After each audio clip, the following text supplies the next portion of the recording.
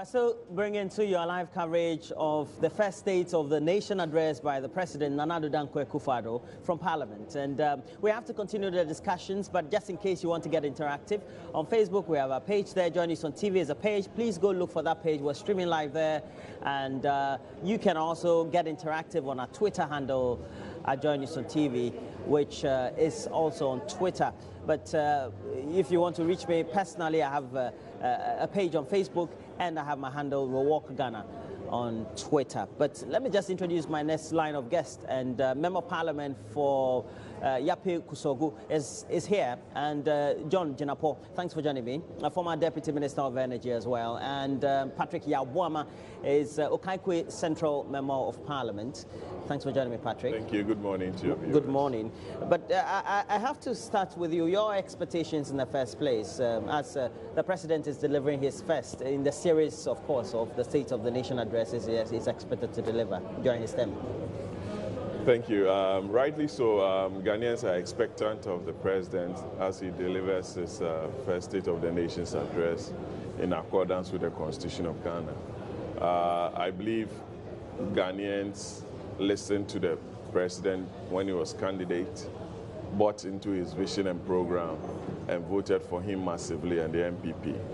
So it is right for Ghanaians to expect some bold statements from the President as he delivers his first State of the Nation's address. We campaign on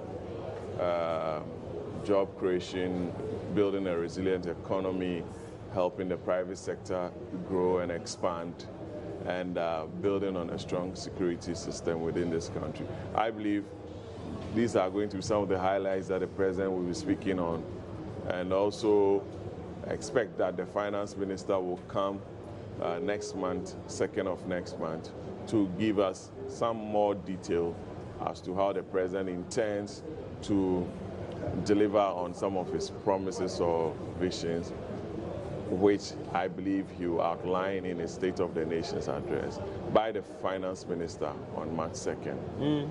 And John, your expectations. I know your side of the House have already been saying that the President is not getting his acts right in many of his pronouncements, and especially some actions by notable government personalities and agencies. Thank you. Good morning. Not just the President. It's quite obvious that there's been some discordance with the communication from government machinery. My brother just talked about the fact that the MPP promised to provide adequate sound security. On the contrary, what the invisible forces are doing clearly demonstrates that there's a huge challenge. What are they doing? Seizure of people's vehicles, entry into people's homes without lawful authority. So you can't just bang into somebody's house without a warrant. It's unconstitutional. Quite recently, I think somewhere last week, an MP's vehicle was impounded. It turned out to be a vehicle that belongs to the MP. And so clearly, these are issues that I would wish that they address swiftly so that there can be peace and harmony within the fabric of society. After elections, we have gone past the campaigning period. We have gone past the acrimony. We've gone past the rancor. We should rather seek to build bridges. We should rather seek to work together towards dealing with the challenges of the people. The people of Ghana did not queue for several hours to vote just because they expect that vehicles are going to be seized. They expect that there will be some improvement in their living condition. The other issue has to do with even the funding of the free SHS. Whilst the senior minister is telling us something different, the Minister of Finance is also saying something different. And that's a fact. These are facts for the people of Ghana. But I expect that the President will be frontal, the President will be honest. The President is performing a constitutional duty. Article 67 of the Constitution states clearly that at the beginning of every session of Parliament, the President must deliver the State of the Nation. And then at the dissolution of Parliament, that's the end of the 4-year term, the President must also deliver. And so on the 5th of January, President Mahama delivered the State of the Nation. And so we want to see some level of synergy in terms of what he presents. The President should be honest, he should be bold, he should tell us the true state of the nation, but not just the state of the nation. Bear in mind that the President has a 4-year mandate. This is the first State of the Nation the President is delivering. And so I hope that he would use this period to set clearly his policy framework, his vision for the country in a concise manner. so that all of us can be clear what the president wants to do. They've given us several promises: free SHS, one district, one factory, one dam, one village, 1 million per constituency. They've promised to scrap the energy sector levy. They've promised to take out several taxes on a lot of imports. So I would wish that without the president going into detail, at least he should give us a concise overview of what he intends to do and re-echo some of these promises so that all of us can rally around, support the president, support the country, so that we can achieve some of these programs that the president has promised. Wow, that looks a mouthful. The president already has his work cut out for him. But let me tell you what's truthful, because during the last State of the Nation address, albeit very concise, by the former president, John Dramani Mahama, he laid out sound fundamentals as being the indicators by which the economy has performed over the last 4 years and as entering into 2017. But truthfully, we seem to have picked up the last 2 years. But of course, from 2012 to 2014, we had some difficulties. Rightly so. It's unfortunate that we started off with this seizure of vehicles and what have you, like my brother was talking about. It's unfortunate, but we've criticized it in our own way. Two, the state of the nation, as we sit here, per the Constitution, is what the president is going to talk about. What he has inherited is what Ghanaians expect him to talk about.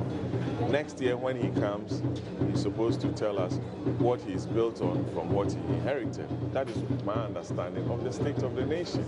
So is it true that the government of President Mahama left a deficit of, let's say, 10.5 and upwards? Is it true that instead of the 200 senior secondary schools that he promised, he was able to build 47? Is it true that we have challenges with our reserves? Is it true that our energy sector is not in its right shape? These are the things that Ghanaians expect the president to tell them, not to cover up for anybody, to lay the issues bare, as it were, that this is what I came to inherit, so that if anybody from the opposition could also bring any evidence to the contrary, then we'll have a healthy debate. So I believe that the president will be here, he'll be honest, he'll be bold, he'll be straight to the point, he'll be concise to the facts. As to the detail of his free SHS program, his one village, one dam, his one factory, one village program will be embedded in the budget, and as to how government wants to run and achieve those programs within the next 4 years. The NDC wants us to believe that everything that the president has talked about has to be achieved in the first year of his administration. He has a 4-year mandate, and he has to run a good race within the 4 years to be able to achieve whatever he talked about. And already premising or what the discussions and the public opinion have been just prior to the state of the nation has been how we intend funding the free SHS policy. Of course, he announced 2 weeks ago. But all in all, you listen to civil society and also comments from the media and even summarily from you politicians. It seems to be a very good policy. Who doesn't want free education? The Constitution says that we have progressively free education. And so the framers of the Constitution envisage that at a point in time, we should have free education. So it's not about whether Party A or Party A wants it. Sometimes it's just the approach towards dealing with that. Two, we just don't expect the president to come and tell us that this is the state of the nation and turn back. Then it might, with the greatest of respect, be an exercise in futility. But most of us know the state of the nation. We would expect the president to tell us that this is the state of the nation and this is what I intend doing in a concise manner, even if it's in a summarized manner. At least the president must give hope. The president must evoke some passion so that we can follow the president and move in tandem with him. If it's just about lamentations, then we're going to have a major problem on our hand. Yes, let the president tell us the state of the nation. Let him tell us what he's inherited, both positive and negative. Because just like a business system, you have liabilities and you have assets. It's about how you manage those in order to accentuate what you intend achieving. Two, as I said, I don't expect the president to come and give us the fine details of how he intends funding the SHS program. But there's been some distortion, there's been some discordance, there's been some ambivalence in terms of even the source of funding. So if the president could put that to rest, I'll be happy. The budget follows on the president's vision. The Minister of Finance comes on the authority of the president. It's not for anything that the framers of the Constitution insisted that the president must give us the state of the nation. What the president then will be doing is to set the agenda, is to set the tone, is to tell the people of Ghana his vision and what he intends achieving. Then the budget would emanate from that, would take inspiration from the president's speech and give us the fine details. These are our expected revenues, these are our expected expenditures, these are the priority areas, this is how we intend apportioning and allocating resources. So it's a follow-up. And so, yes, let the president give us a true state of the nation, but let the president also carry us on by setting an agenda, setting the path, blazing the trail, so that all of us can follow. Where there are lapses, as a responsible member of the opposition, we shall criticize constructively so that we build this nation. But clearly, this is not a new phenomenon. We've had several State of the Nation address. We are waiting for the president. And as I said, this is his first State of the Nation address. The president has a 4-year mandate. And so I would wish that he would go a bit beyond just the 1 year and tell us what his vision entails in terms of the 4 years. We are not saying that build all the factories in 1 year.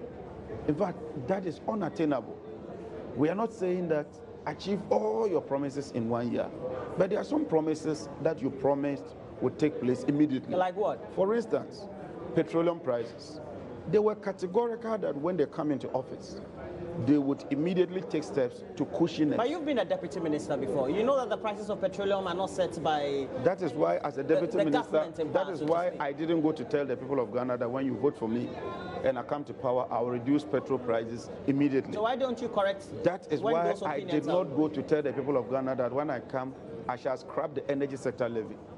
They believe they will do it. And I do remember, and I do recall that I raised issues with that. They said that we're incompetent. They are competent. They have a way of dealing with it. They would refinance, they would do this, they would do that. Now, on the contrary, fuel prices are up by about 21%. These are statements of facts. So contrary to reducing prices are rather going up. They've indicated that it will be dealt with in the budget. We are patient. Second March is just around the corner. We wouldn't fight over that. We'll hold our horses. On the 2nd of March, you and I will sit here and please ask me, ask my brother, whether they have taken away the energy sector levies from the budget, whether they have scrapped VAT on electricity bills from the budget, whether they've taken away all the taxes on petroleum prices in order to cushion the people. In as much as you don't control. Finance minister. Can I make my point? I think that my opinion counts a lot, and the people of Ghana wants to hear from me much as they want to hear from you. Nothing prevents us from dealing with the issues. And so, as I said, we'll be patient enough, but we'll wait. But even as we wait, it's only proper that we keep reminding ourselves of some of the promises that you made, so that together we can build a nation. And so we'll hold our horses, we'll be patient, we'll wait and see what they will do at the end of the day. The subject of energy always comes up because we know that is the rallying point for many businesses to thrive and also set their projections and how well they do as far as their markups are. Yeah, sure, it's true, because we'll also be looking at some of the tariff regimes that we inherited in terms of the PPAs that they've signed, some of the emergency power deals that the last government contracted. We'll look at whether they are sustainable, whether they were properly negotiated, its effect on the economy. What do you think? I don't think they were properly negotiated. The tariff regimes. When they're taken through Parliament. If you also will allow me, I'll end my point. In my view, as you rightly said, that you're also entitled to your opinion. In my view, most of them are too high. Tariff regimes are very high, not properly negotiated. The fuel costs in those deals are very high. But those deals went through Parliament. You see, a lot of things go through Parliament. You state your view, but they will use their numbers to push it through. that doesn't mean they are right. You remember that some of us, even through some of the MPs, challenged some of these deals and asked that it be brought to Parliament because we felt they constituted international and economic transactions. It wasn't done. So we are saying that these are some of the things that has led to a big or huge cost to the energy sector. Like the Minister for Energy pointed out during his vetting, it's about 8.7 billion Ghana cedis. And we think there's a lot of waste within that system that has to be managed carefully to ensure that we have sustainable power to drive the government's agenda. So my brother has been deputy minister before. We promised a lot of interventions within the energy sector. I will ask him to hold his horses.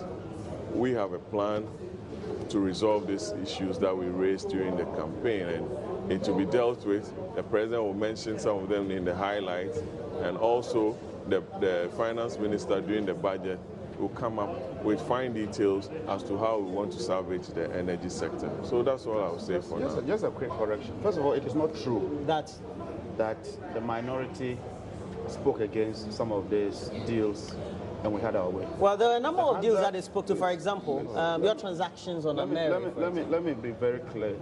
Ameri was approved unanimously in Parliament.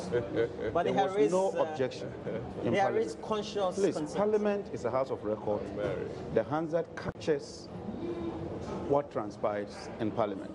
So if you did not raise any objection, you sat at the committee, we appeared before you, we gave you the justification, and you approved it. Don't say that the majority had its way.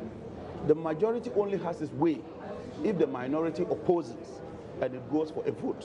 If there's no vote and there's consensus and there's unanimity, you cannot make that statement. If you were to say that, look, after consensus, we realize that there are issues, then we could be debating them. Two, if you take a deal like car power, which we also came to Parliament, the car power deal is cheaper than most of the existing PPAs. I am telling you on record. Fuel is a pass-through. Nobody here sits and determines the price of fuel. It's the PURC that sets the benchmarks. And so when you are in opposition, you can make some of these comments. But when you come into government, I would plead with them to be circumspect, to exercise caution, and to do due diligence before you make some of these hasty conclusions. You are in government. You can't say they are hasty. That's my view. My view is that some of these things will have to be looked at. Thank you. Point made. My view is that it's hasty. That's all. And their opinions. These are not statements of facts, are that the car power PPA is far cheaper than some of the existing PPAs. And that's a statement of facts. We can have opinions, but as for statements of facts, you can have different facts. The facts are the facts. Be that as it may, as he said, we should hold our horses till the budget comes. We'll be patient. 2nd March is just around the corner. We'll get to 2nd March, they'll read the budget, and as I said, we'll sit here. And I would wish that you invite me and my brother. So that I will ask him, have you taken out this levy? Have you taken out that levy? Have you taken out that levy?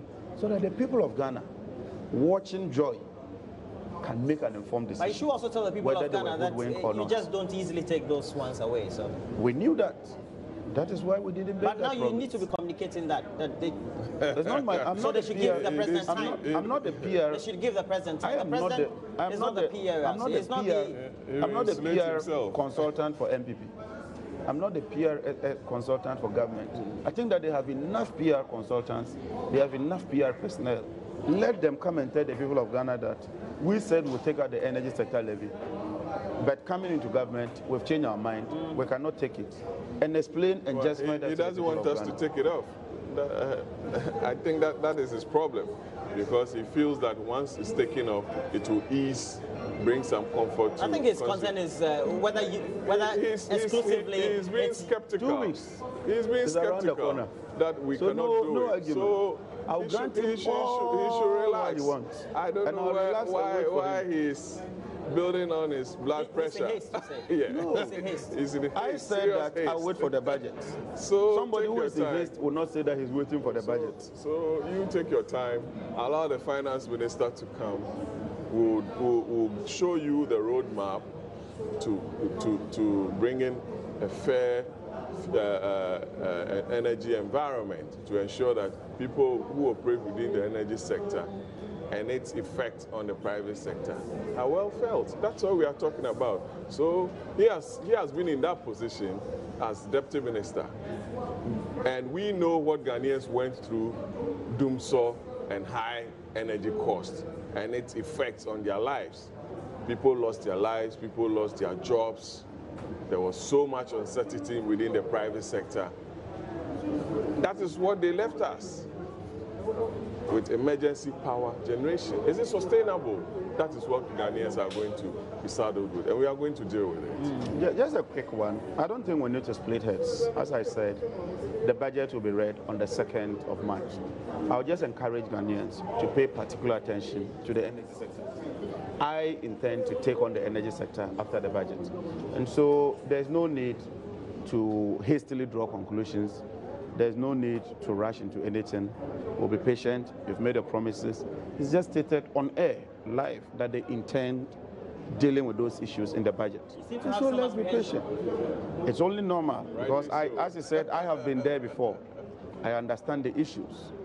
I have a bit of knowledge in that sector. But I'll grant them that benefit of the doubt.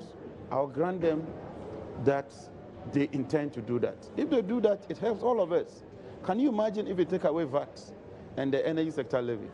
That alone constitutes about 27% of the cost of energy. Can you imagine if after 2nd of March, you are confident that your electricity tariff will go down by 27%? Won't you be happy? Won't I be happy? The people of Ghana will be happy. I don't think industries will be happy. So let's hold our horses. Let's be patient. 2nd March is just about 2 weeks around the corner. We'll see what happens. The president promised to pay DKM customers. And I think he promised that he'll be paying them as soon as he was in office. I didn't hear that. You didn't hear that? Okay. You didn't hear that? No. The people of Ghana should tell us whether they I thought you were going to play his voice. What the finance minister said at his vetting was that it was not captured in the manifesto. But it was a campaign promise, wasn't it? I don't know about that. Okay. But how do you think we need to deal with the DKM issue then? And such related.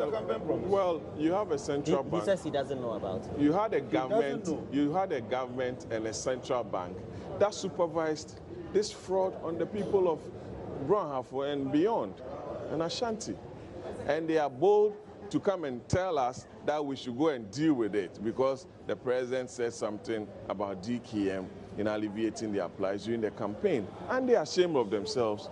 People died in Brunhafo. It cost you the region in the elections. And you are here happy saying that, oh, the president mentioned it during his campaign. You supervise this fraud on the people of Brunhafo.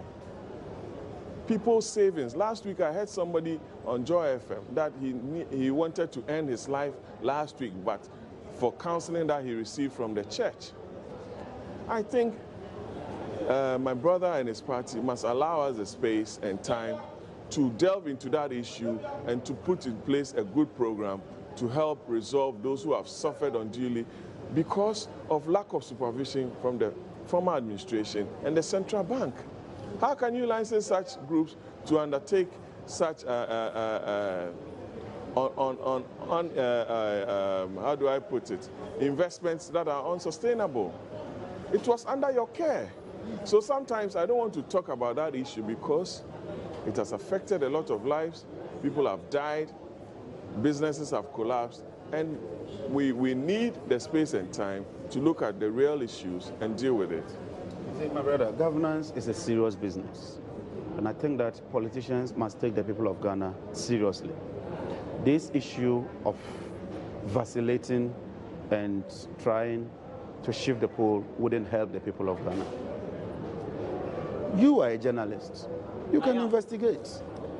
President Akufo-Addo made a categorical promise. That's a question because... No, that's why you asked the question. Yes. You did not just ask the question in vacuum. You asked the question because you have some knowledge of what President Akufo-Addo said when he was a candidate. He knew that it was an issue for the Bank of Ghana. Please, he was categorical that when he assumes office, all the affected customers of DKM would be paid their monies. You can't run away from that. You just heard the finance minister indicate that the energy sector levies will stay.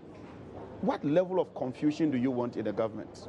Whilst the Minister of Energy is saying that the energy sector levies will be scrapped, the finance minister recently indicated that the energy sector levies will stay. You are chairman of a committee. You are telling us that the energy sector levies will be scrapped when the budget is presented. Meanwhile, you are not presenting the budget.